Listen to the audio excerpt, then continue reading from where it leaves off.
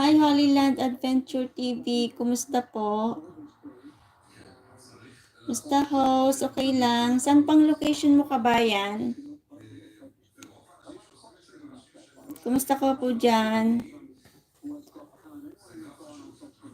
Live lang tayo. Para makaano. Sa Ramatgan ka. Wala bang racket dyan sa Ramatgan? Mag-ingat po.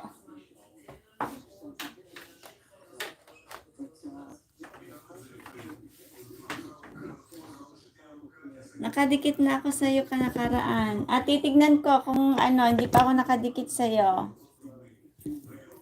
Wait, mag-login ako sa isa kong cellphone. Ngayon tahimik. Buti naman.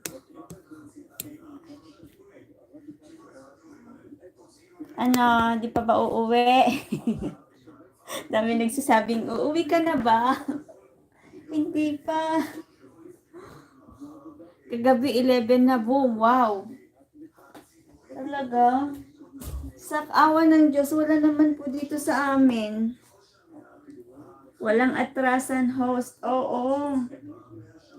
Habang may trabaho, basta mag-ingat lang. Huwag mo nang maggagala, huwag mo nang maglakwatsa. Sa work muna. Oo, magiging okay din yan. Magtiwala kay Lord. Malalagpasan din ng Israel lahat ito. Holy Land Adventure.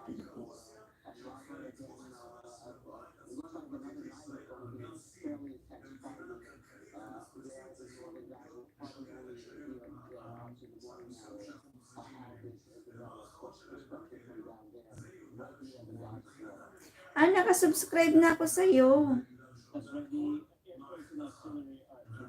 Wait, sino ba to? Baka kilala naman kita.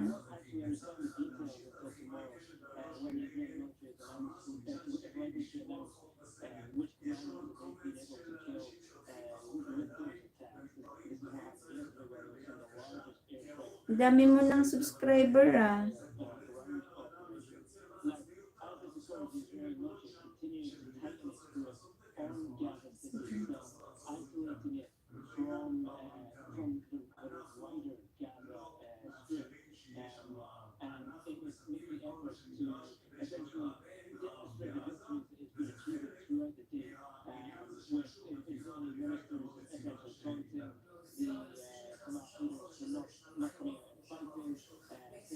Oo, mas maigi ng YT kaysa sa Facebook eh. Ako matagal na rin akong nagwa-YT, 20 pa ako, kaso nga lang natigil ako, kaya ngayon bumabalik ako at binubuhay ko yung YT ko, sayang yung ads.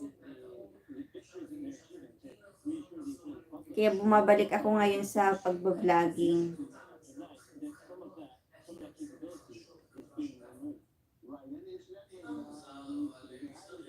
Kaya nga. Oo. Hello, shout out sa for viewers natin dyan, guys. 5 viewers natin, shout out. Ito guys, nanonood tayo ng update sa news dito sa nangyayari sa Israel. Ground operation intensifies as IDF encircles Gaza. So yan guys, talagang inaano na nila dun sa Gaza. Sana mabalik na yung mga hinostage nila, kawawa naman sila.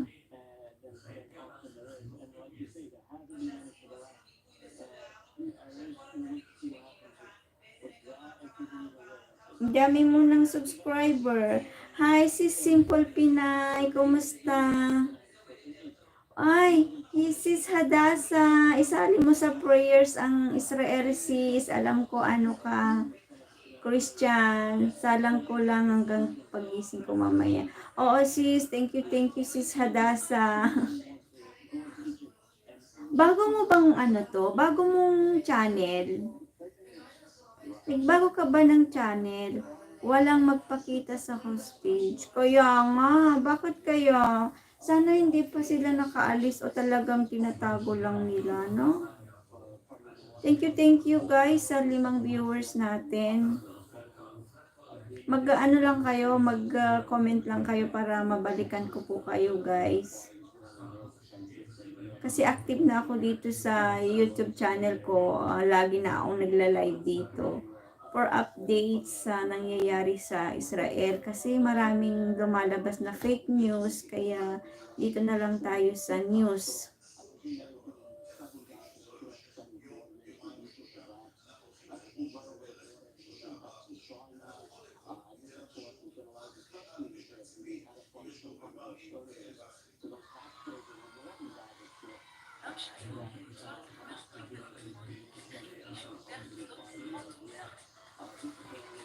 Holy Land Adventure, nakasahod ka na ba sa YouTube? Saan ka sumasahod?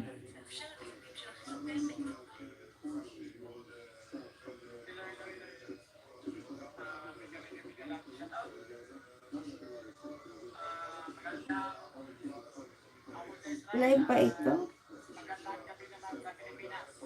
Live pa na itong pinanood ko.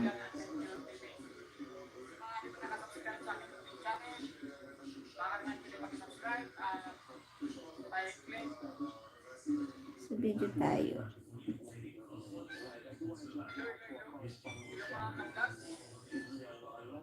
Nakakasahod ka na. Saan ka sumasahod dito?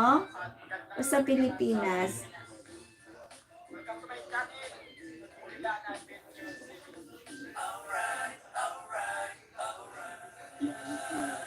Sa video.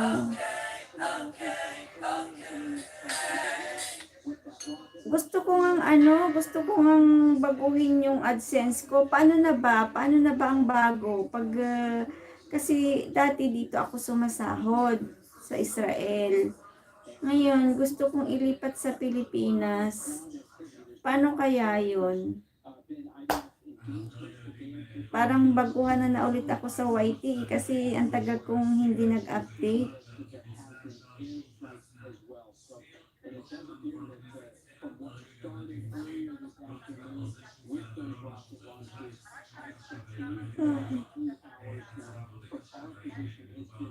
Di mo pa na-try.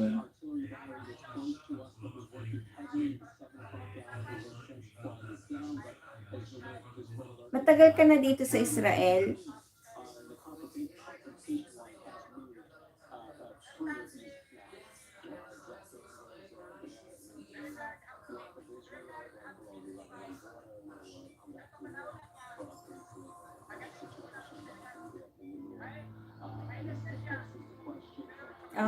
Okay.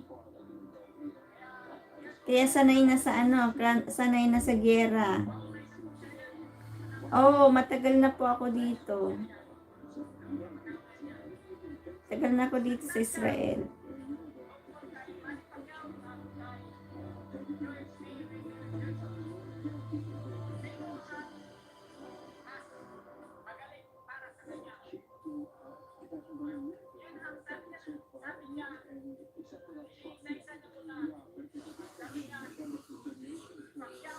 Pang 6 na itong gera. Talaga? Ako hindi ko pa nabibilang kasi yung ang naranasan ko lang na talagang medyo grabe. 2013 ba yun? Dun sa ulit? Gasa yata nun. Tapos, nung katatapos ng COVID, hindi pa naman masyadong worse yun. Ito ang pinaka-worst nandito ka na sa Lebanon. Mas matagal ka pala kaysa sa akin. Di mahigit ka na kung 2006. Nandito ka na. Mas nauna ka sa akin.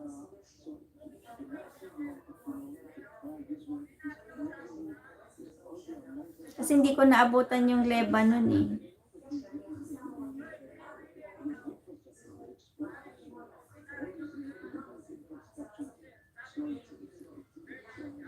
Mas grabe ngayon kasi may mga pinatay, nagmassacre sila. Pero kung wala lang massacre, nako,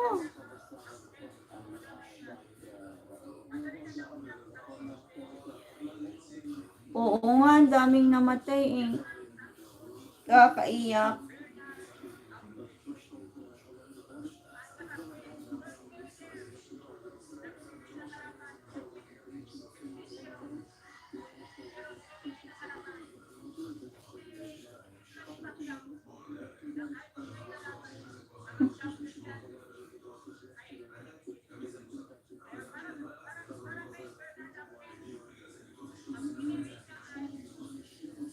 May basher ka.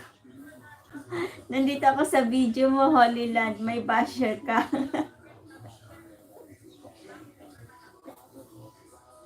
Nakakalungkot nga, lalo na yung mga na sundalo na namamatay, ang babata nila.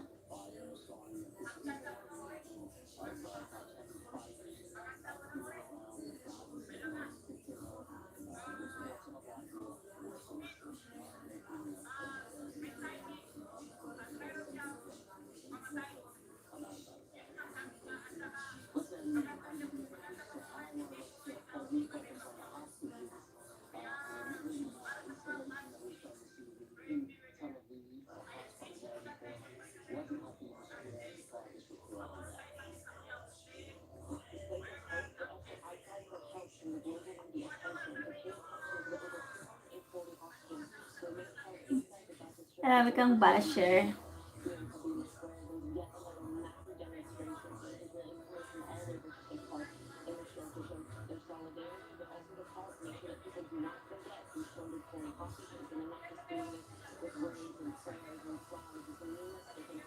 Sa boxing ka pala tumututok ka. Oo, ganyan naman talaga eh.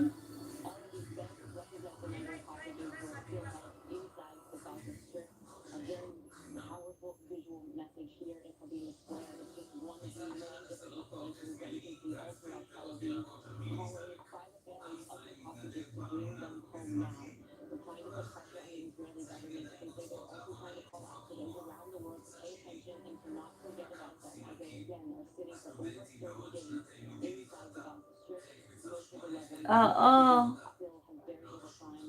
Ganyan talaga iba sa mga iba. Pero maigi na talaga ang may basher.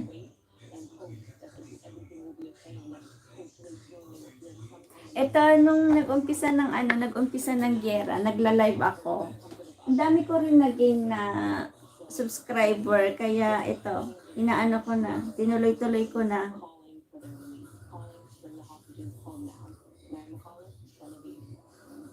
Thank you guys sa tatlong viewers natin dyan.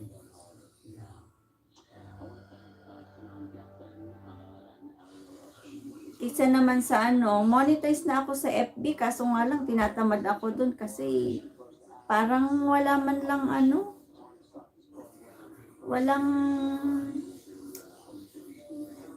puro kalokohan, walang matutunan. The IDF is currently conducting a strike against Hezbollah terrorist target in Lebanon. Nako. Oo, support lang tayo.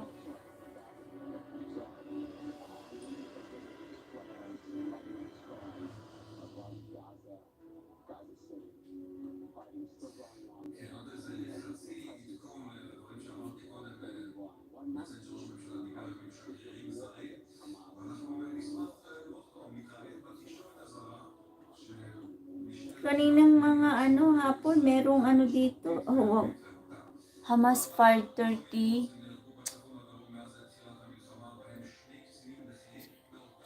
Oo, marami nga. Area 3 naman ako pero malayo dito sa amin.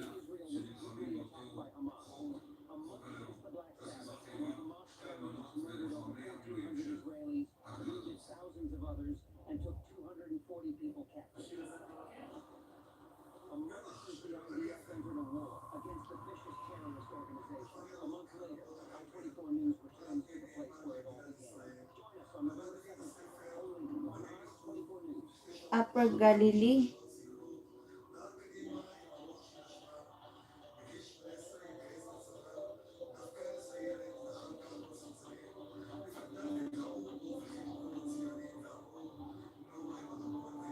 Kiryat Pialik, Kiryat Yam, and Hamiprats.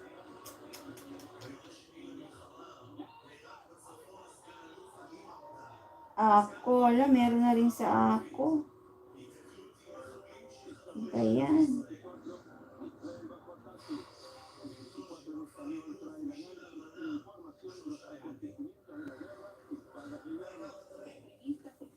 Ako dito sa alaga ko, ano lang, wala pang 1 taon dito sa alaga ko. Dito malapit sa ako, malapit sa Tiberias.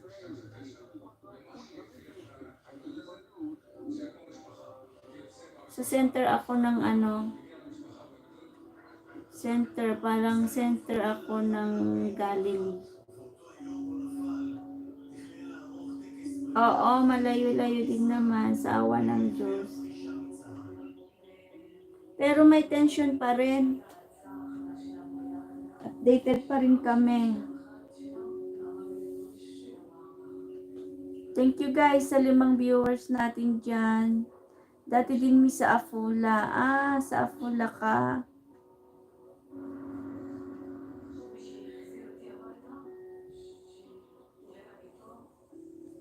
Tingnan natin sa ibang channel. Nanonood pa si Lola ko ng Saan sa Afula?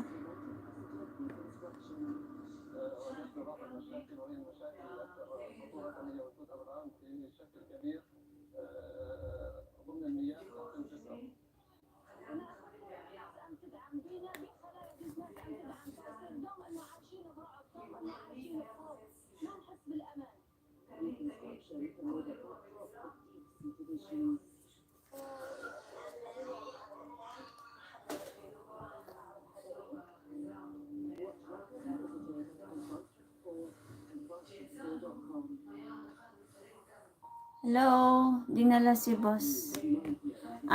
Nilagay sa Shudit yung alaga mo. Thank you guys sa 6 na viewers natin. Ang dami natin viewers ngayon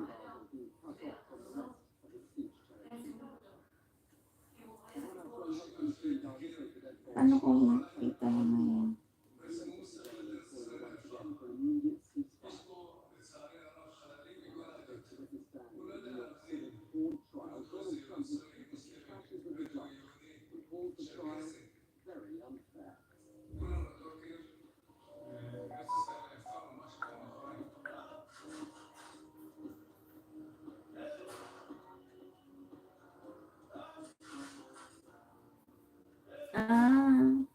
Anong alaga mo dyan sa Ramatgan?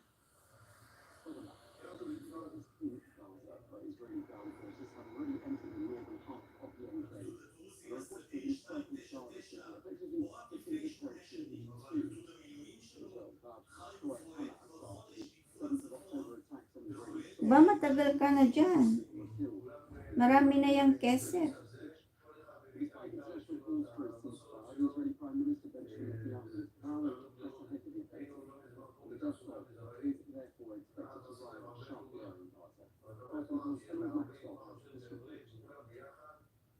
Ano yan? Betabot? Betabot yung work mo?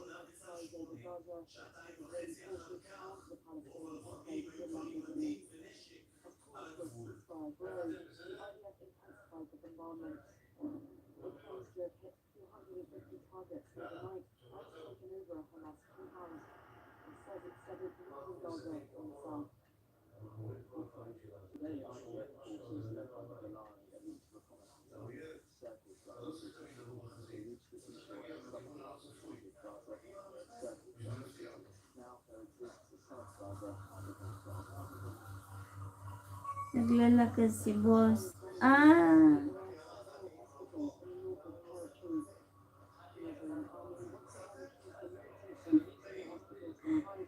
Late naman siyang kumain.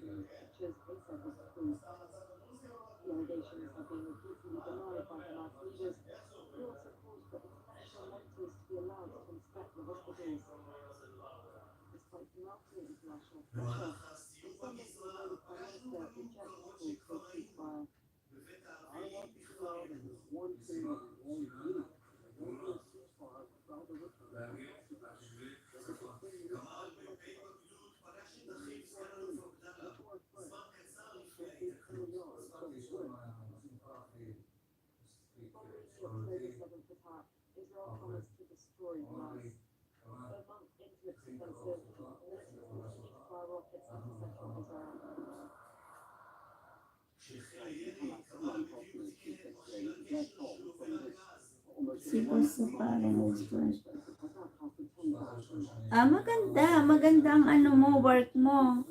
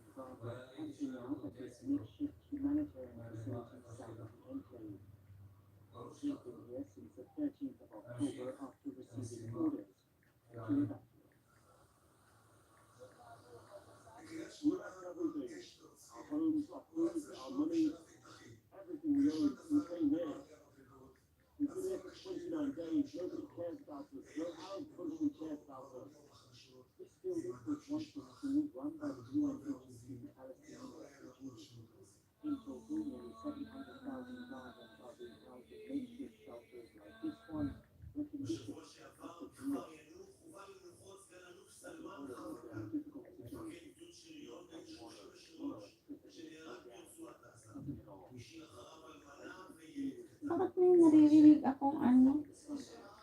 Sumasabog.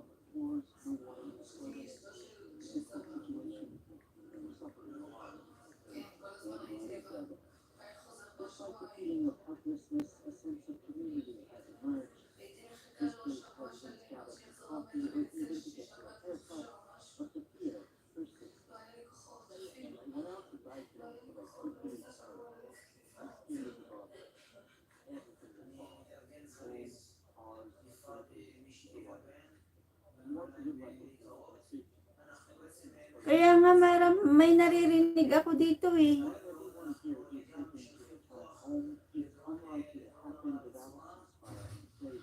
Diba, nung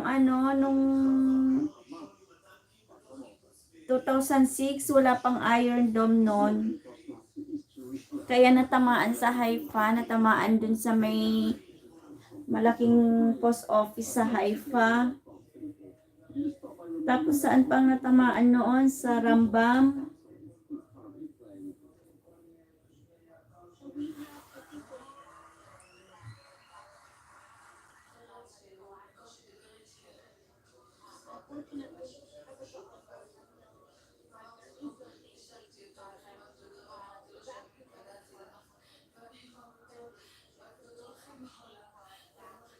Wow.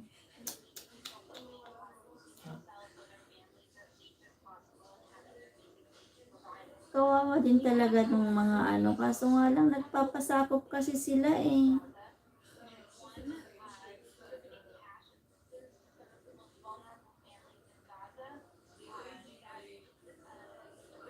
Ngayon lumakas na rin sila at napag-ipunan na nila. Nakita mo ba yung nagrarally sa harapan ng Israel Embassy sa Pilipinas? May mga Pilipinong nagrarally doon, mga syunga-syunga. Pita.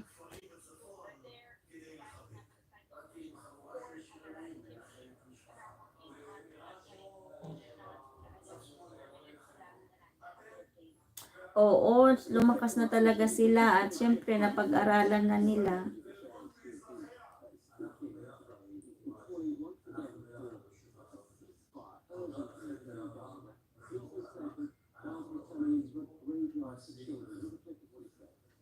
Thank you guys sa 4 na viewers ko dyan.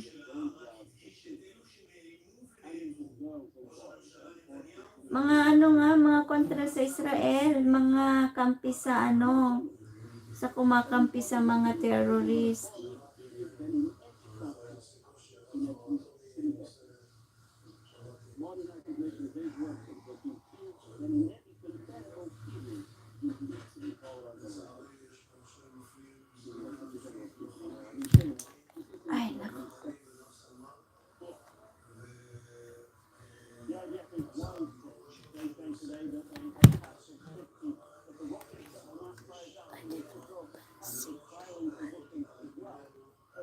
Si Lola, ang lakas ng TV. Of trying to actually go after the Hamas leadership themselves, which for many analysts at the moment seems to be a stretch, that perhaps a stretch beyond the IDF's reach at the moment, Richard. Now, if we look back at the map and we can see the sort of area that we're talking of, do we have an idea of how many civilians are still in that area north of, if you will, the new split line? You know, it's very hard Oo, to know. ingat tayo lahat, Holy Land. Thank you, thank you. Chaotic. Mag-ingat The tayong IDF lahat. doesn't have that information readily to handle. If they do, it's not being shared publicly.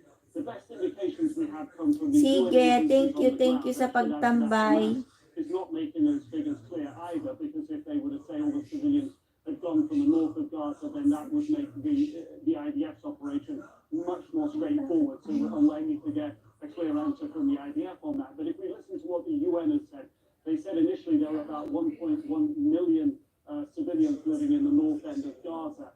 They estimate at the moment, the most recent figures they've had are between 800,000 to a million of those have moved to the south. This leaves you with potentially 100 to 300,000 civilians still in the north of Gaza and locations unknown. So that's the challenge for the IDF. It's the challenge for the fighter jets as they go in and drop their munitions, and that's also a huge, difficult challenge for all those hundreds of thousands of civilians. And we now know more than 10,000 of them have been killed. More than 4,000 of those children, according to the Hamas-led Ministry of Health inside Gaza, Richard.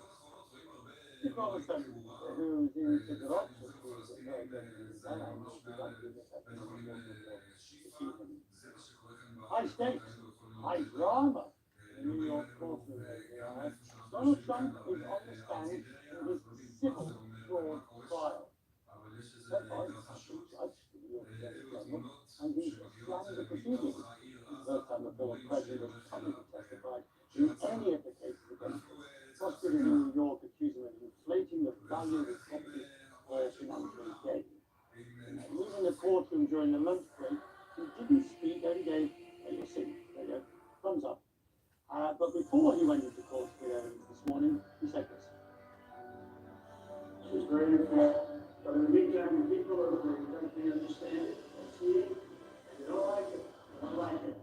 It's political warfare, as you would call it, or political warfare. None of them can get out of things. But usually, if this person third world countries, banana republic, nobody's ever seen that. To this extent, you've never seen it yet. Hey, Ahmed, here's our former prosecutor. He's our senior legal analyst. Hey, look, yeah, it's never a good idea to have an argument with the judge. But it's even worse when the judge is going to be the one, because there's no jury there. Now, I suppose Donald Trump feels he's lost before he's begun, so it doesn't really matter. That's the best I can make of it, Richard. Yes, you're right. It's never a bad idea to antagonize a judge. I've done that a time or two in my day as a prosecutor. It never works out well. And like you say, in this case, there is no jury. The judge is going to render the verdict and decide the amount of damages. And Donald Trump has gone in this courtroom today and basically just gone all out at the judge. And I think the reasonable conclusion from that is Donald Trump believes he's going to lose. And indeed, he's already lost one of the claims in this case. The judge has already ruled against Donald Trump on a claim for repetitive fraud. And so it looks to me like Donald Trump is in the mode of saying, I've already lost. I'm going to turn this into a political spectacle. I'm going to try to make myself into the victim and try to at least win outside the courtroom if I'm not going to win inside. Yes. As we look at the other cases, and I was reading about it, the few criminal cases of different types that will be when you get their way through. But it's unlikely that any of them will have come to full fruition. I mean that by in terms of potential conviction, first appeal, second appeal, Supreme Court appeal, before the election, sort of impossible, before the election of next year. Would you agree? Oh, I 100% agree. I think there's a very good chance we'll see one of the four criminal cases tried. I think the most likely one is the federal election subversion case in Washington, D.C., which is scheduled for trial in March of 2024. It looks like the other three are likely not to be tried until after the election, but if you're talking about what we call a final conviction, meaning you have the whole trial, a jury comes back with a guilty verdict, then usually you need at least 3 months until sentencing. And then, as you said, Richard, there's two layers of potential appeal. You get automatically one appeal, and then Donald Trump, if he needs, can try to get it up to the Supreme Court. That is, as a scientific matter of fact, not going to be accomplished by 1 year from now. All of that is not going to be accomplished by 1 year from now when we're voting on our next president. But there's a quite good chance that we do at least get a trial in and a verdict, if not the sentencing. Okay, now let's go back to this case that the civil case, but of course, this is a civil matter, not a criminal matter. Now, take your prosecutor's hat off for a moment. You put the defense attorney's hat on for a second. Is there any merit to what Donald Trump is saying about his perceived or real bias of a judge who does seem to have already found fraud and seems to be unwilling to accept that he is in a difficult and unique situation? Here's how I would attack the judge's substantive ruling. I would not attack the judge in any kind of personal way, but here's the argument that I would make if I was Donald Trump's lawyer when it comes time for appeal. This judge, before the trial began, before the first witness took the stand, ruled in favor of the Attorney General and against Donald Trump. That's something called summary judgment. Hello guys, sa apat na viewers natin dyan. Thank you so much. The other party, meaning assuming all the facts in Donald Trump's favor, he still loses. And my argument is, if you look at the judge's ruling, I would argue he did not do that. I would argue he actually does the opposite of that. He takes all the facts and he says, well, I believe the AG's version, I disbelieve your version, Donald Trump, therefore I'm ruling for the AG. Now, I would argue that's fine on the verdict, but in summary judgment, the judge has to take all facts in Donald Trump's favor. And my appellate argument, and I think Donald Trump's appellate argument, would be the judge did not do that, and this is an improper grant of summary judgment. So it is the same argument. Essentially, I mean, the facts may be marginally different, but we're still talking about the same gravamen, if you will, of the allegations between the idea of inflating.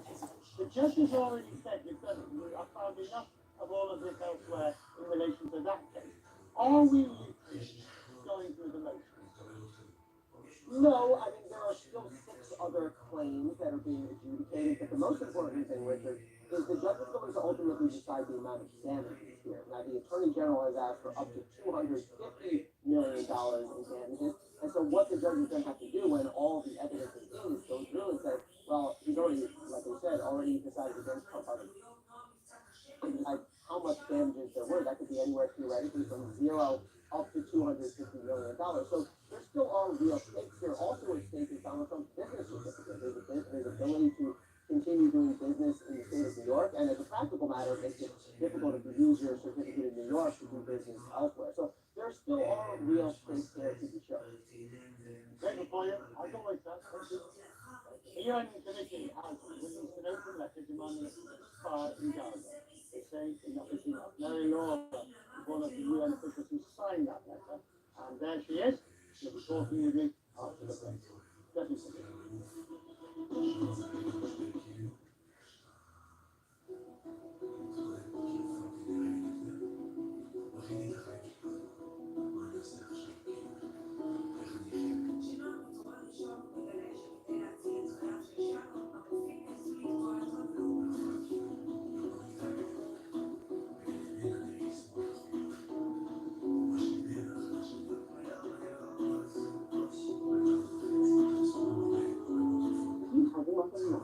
Our rice wine is all about the nerve, or yeast cake. Our nerve is made in a round pizza-like shape. That is a very special grain.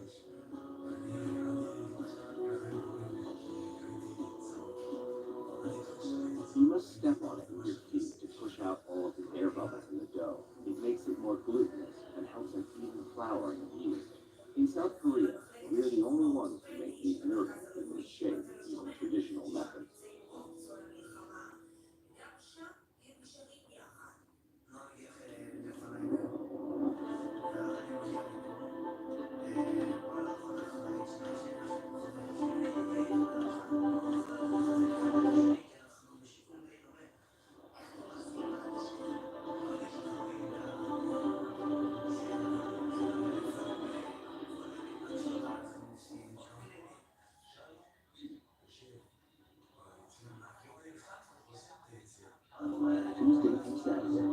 Hideout 360, we report into people's story. Created to fight Hollywood's you have reasonable grounds to believe that alleged war crimes have been committed and protection. But real trauma would be that this true. Is Israel in full control of its territory? Well, with its territory, NBC Troopers 360, Tuesday, Saturday on CNN.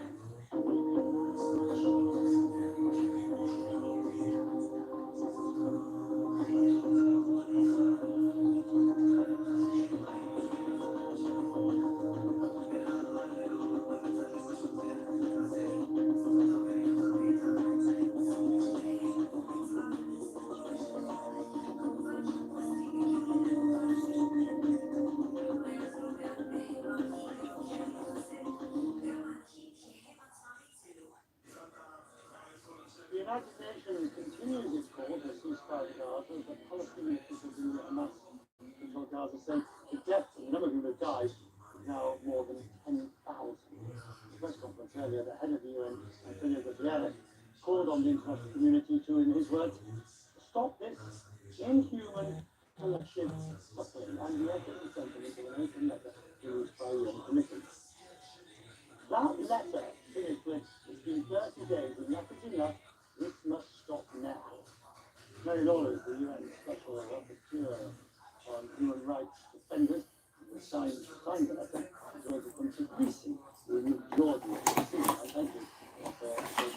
Look, the Israeli government ministers seem to be seemingly deaf to this call for a ceasefire. And even humanitarian pause, which the US is putting forward, is not getting very far. Would you accept the pause? Well, I suppose I need to say I come at it from a human rights perspective and a rule of law perspective and a justice perspective. So we have seen the atrocities by Hamas, and we know that there's a lot of fear in Israel. We know that the general population are very fearful. And they're also very fearful of the internal violence, and I condemn Thank you guys sa apat na viewers natin. which created such terror in Israel and the killings of all those innocent men, women, and children. On the other hand, what is happening now in Israel is that anyone who's speaking out, even to say, and I get all this from human rights defenders, I have contacts with human rights defenders in Israel and in West Bank and Gaza. So anyone who's speaking out, even to say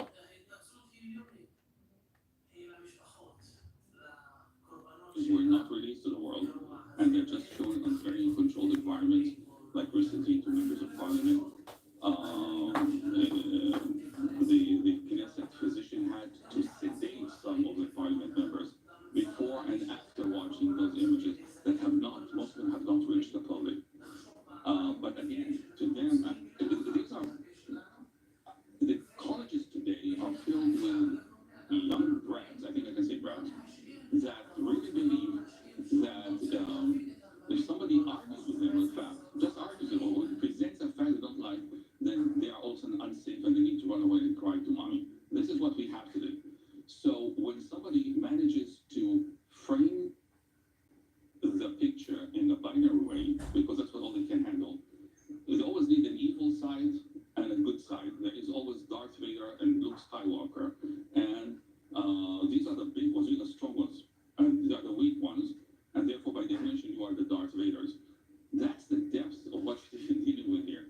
Now, on the positive side of it, I think that if we go away from that pseudo-intellectual world that we talk about, out into real America, what I call real America, the in-between states, if you go to the hard-working, mortgage-paying America, I think you'll find a very, very different picture. I received messages, actually I just received online from a friend in California who's watching us now. Hi, Kathleen, if you're watching us. She's talking about parallel universes. I mean, these people live in a parallel universe. We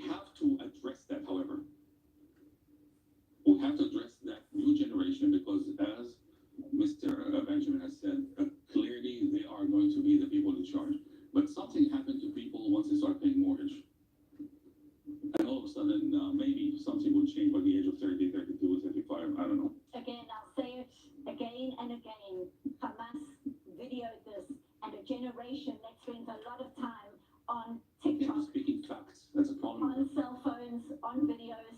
It's difficult to watch that and not feel when you see the pictures of the hostages, when you see babies who are being held captive by terrorists, you cannot not be moved. Talking of which, in Tel Aviv, a moving installation, stage actors telling bedtime stories to empty beds, symbolizing at least 240 hostages still being held by the Hamas terror group for more than 4 weeks now. Our correspondent Mary McCullough was in Habima Square and filed this report. Displays of hope, but also outcries for help from the global media attention to pay attention to the over 240 hostages who remain held inside the Gaza Strip for over 30 days now. Here in Habima Square, there's yet another massive demonstration where Israelis coming from all over to take part in a show to show their solidarity, but also to call to make sure that people do not forget these 240 hostages. And they're not just doing this with words and prayers and songs. We've seen numerous different performances, but it's also a visual performance here inside Habima Square. Behind me, you can see over 240 beds. All of these beds represent the number of hostages who are still held inside the Gaza Strip. A very powerful visual message here in Habima Square. It's just one of many different installations that we can see all throughout Tel Aviv, calling by the families of these hostages to bring them home now. They're trying to put pressure on the Israeli government, but they say they're also trying to call out for those around the world to pay attention and to not forget about them, as they again are sitting for over 30 days inside the Gaza Strip. Most of the loved ones of these hostages still have very little signs of life.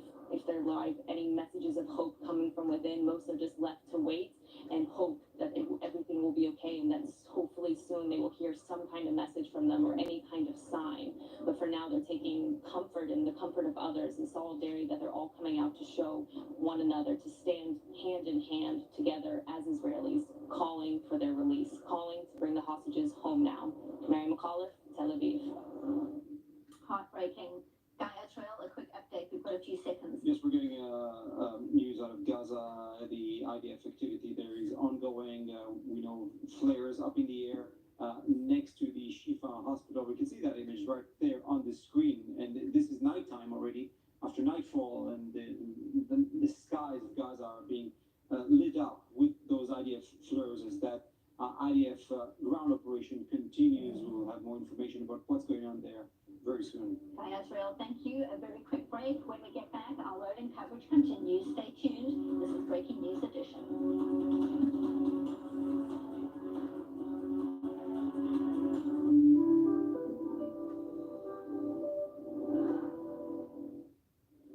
Israel is at war. Make an investment in Israel bonds. It is the most powerful and direct way to stand with Israel. Visit israelbonds.com and invest now.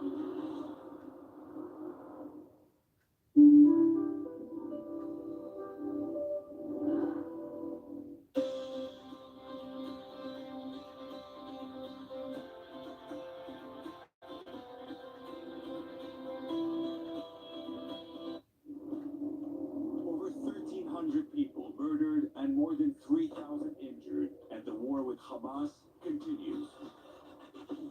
We bring you first-hand testimonies from the front lines, from those who survived, and all the records of the atrocities by Hamas. Follow us as Israel fights terror from the south and north. Get the inside scoop on what's going on. Only on I-24 News.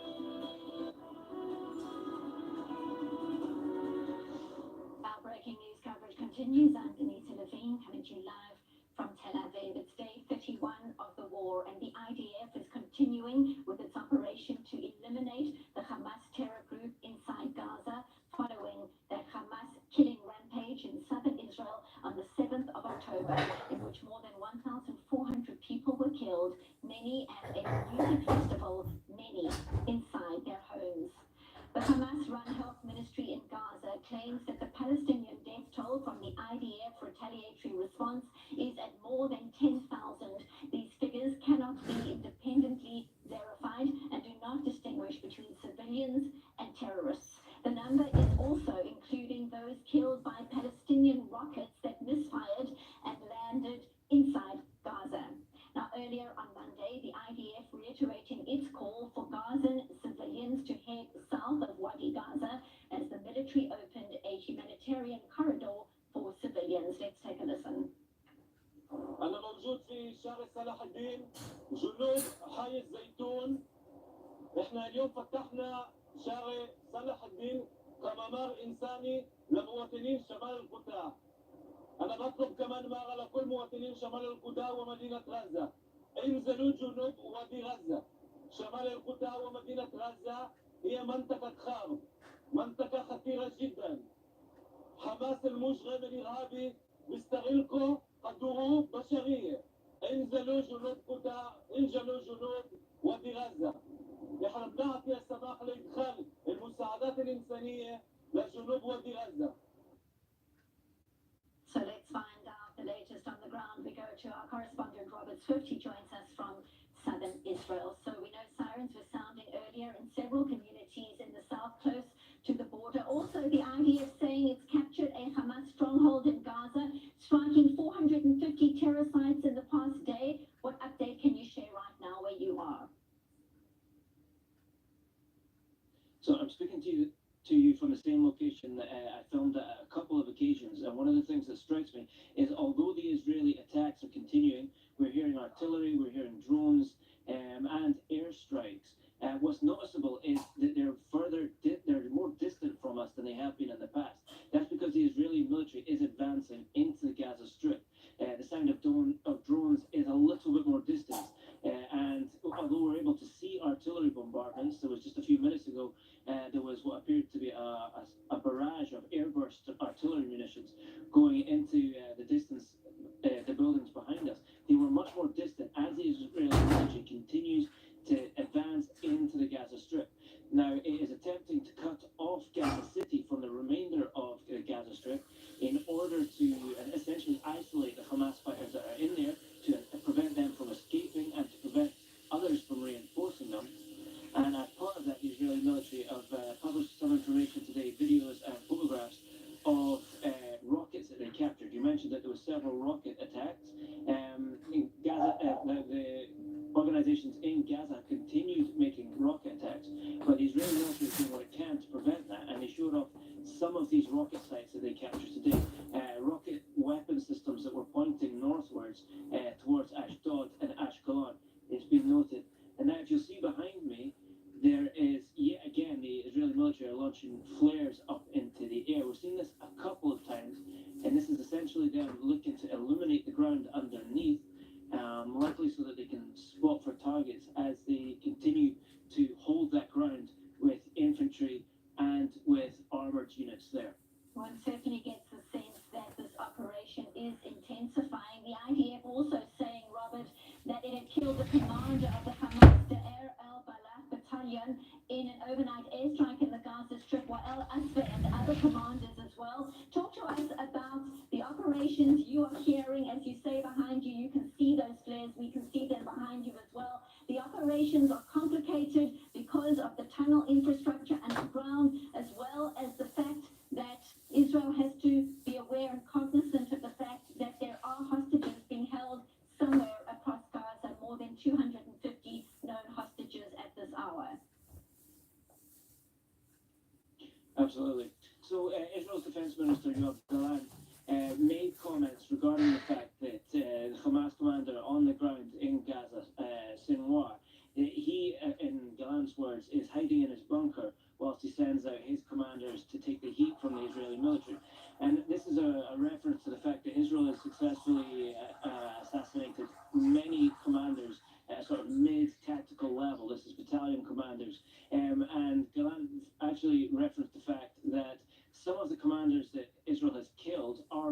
reinforcement commanders for the men already killed earlier in the fighting. So this is Israel attempting to put pressure on Hamas using these airstrikes by attacking the leadership at that mid level. Now, you mentioned the tunnels. Now, Israel is doing what it can to destroy these tunnels from the air, but on the one hand, it's not clear how effective this always is. With in certain instances, it being hard to identify if airstrikes are able to take out those tunnels. Obviously, you're not there on the ground to investigate. And then to complicate factors even more, obviously, there is the question of the hostages. It's understood that the hostages are being held in these tunnels. That's what has been reported from hostages who have been previously released. And the Israeli military, it can just kill these hostages without running the risk of doing exactly the same thing to hostages that are held there. But it doesn't have any easy options when it comes to the tunnels, because if it were instead to send troops into these tunnels, this is not a good way to fight. Tunnel warfare is kind of the worst form of urban warfare, and urban warfare is one of the worst forms of fighting the troops can be involved in, one of the most dangerous theaters you can operate in. So there's little good options with regards to that. Dramatic images behind you as you're talking. Stay safe. Correspondent Robert Swift updating us from southern Israel. Thank you very much, Rob. And now we welcome Dr. Ronnie Berger, Senior Clinical Psychologist and Family and Child Therapist from the Compassionate and Mindful Education Center of Tel Aviv University, and he joins us from Tel Aviv. Thank you so much for your time. We really appreciate you joining us. It's 4 weeks in, and many are still processing the brutality and the scale of this terror rampage, the immense loss. Many families waiting for word on the hostages being held in Gaza, as my colleague was just detailing, and new information every single day. Share with us, if you will, your sense of how this nation can begin to deal or try to make sense of this constantly evolving situation. And Benita, well, it's a difficult situation. Obviously, there are all the people who experience all the atrocities down in the south, and then there is the kidnap, and then there are soldiers who are going now to fight. Nevertheless, I think that the country mobilizes its energy. There are two factors that really influence that. The first one is the fact that we really feel it's a just word, it's a survival word. You hear constantly the words from the south, the citizens who experience all this terrible, horrific sign. They talk about the fact that it's us or them, meaning they cannot leave it untouched. We have to do something about that situation. We've been under those threats for many, many years. We fought several, wars. We have been surrounded by enemies. And the feeling of the public is that there's no recourse. We have to deal with that. And when we have a purpose, and when we feel that it's a just word, then people really, really use all their energy and all their resilience in order to deal with the situation, support each other, and basically allow themselves to grieve and to be anxious, yet at the same time able to, fight and mobilize their support towards each other, as you can see there in the pictures. The resilience in this country is almost tangible. There is absolutely no doubt about it. That said, there is still daily rocket fire we're reporting on every day through this war towards residential areas. Most of these rockets are intercepted, but nonetheless, it's disruptive and can be very stressful, especially for young people and the elderly racing to shelters. Talk us through your advice, how people need to remain calm and how they can help one another too. We talk to them about relative safety. It's not a safe situation. Obviously, if you're caught there somewhere and there is shrapnels at the rockets, you'll be hurt. Nevertheless, most of the people find ways by which to protect themselves. We have protected shelters. People know the lengths of the time that they have to run. We stay close to safe places. That's one thing. In terms of young kids, parents are instructed by us, psychologists and other mental health professionals, to protect themselves by sending them messages that, yes, it is difficult, yes, there is some scary, but the army is really protecting us, and we are intercepting most of the things with the iron dome that we are using. So in that sense, I think people can deal with the situation. There's another factor, which is called habituation. People get used to difficult situations.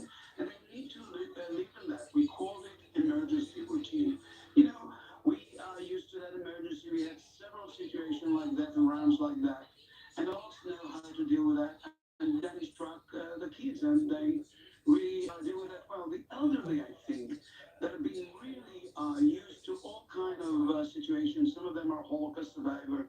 For them, in some ways, it's a known factor. They've dealt with horrible thing in the past, and they're used to that. So I think that doesn't deter us, and we really, even if you are going to shelters, you'll see people laughing and talking to each other and supporting. Yes, they're scared, but they also support each other, and that's really, really very important. The mutual support that people provide each other. And Dr. Berger, part of the psychological strategy we've been talking here in studio by the terror group is this disseminating of these graphic videos of this massacre.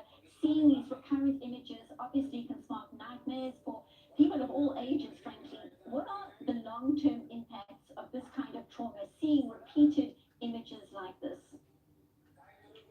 You have to remember, Benita, some people didn't see it just in social media. They see it straight face, like the party that was in the South. And we work with those people. So the answer to that is essentially those are really difficult scenes to look at.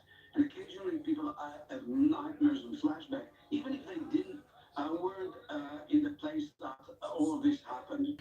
So there are two ways that we deal with that. The first thing is, in some ways, when the mind really addresses that and you have nightmares and stuff like that, it's a way of processing, this terrible experience, and we talk to them and normalizing. The second thing that we do is we just allow them to do different things. For example, those who have seen those scenes and have difficulty sleeping, we teach them what we call safe place. It's sort of a guided imagery whereby they provide the cortex, the mind, some other, visions. Part of it is things that they have done in the past that are safe, or other situations that are more mundane. And this situation can help them deter that. The final thing is people who develop symptoms that are severe, flashbacks, nightmares, etc. Psychologists know pretty well how to process those images and sort of provide them to long-term memory, and thereby allowing people to decrease the frequency and duration of those events. So we know how to deal with that. But you're right, it's difficult, and we try to deter young people to look at social media and to see all these horrible things that are absolutely abandonment. It's really terrible. Absolutely evil, not human at all. Doctor, we're all hearing it's a long road ahead. As we've been discussing, there's much resilience, there's much unity. We are seeing many volunteer initiatives, support programs as well. How important is it for people to band together? It can make a major difference to the psyche of the country, make people feel like they are in control.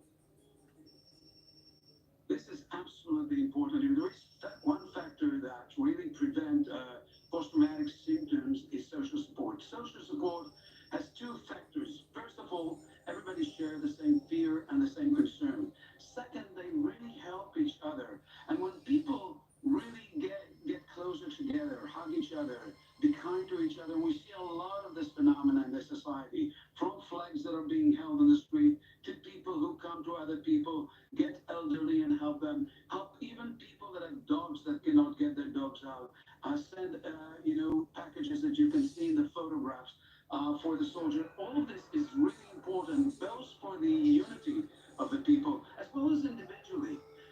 You don't want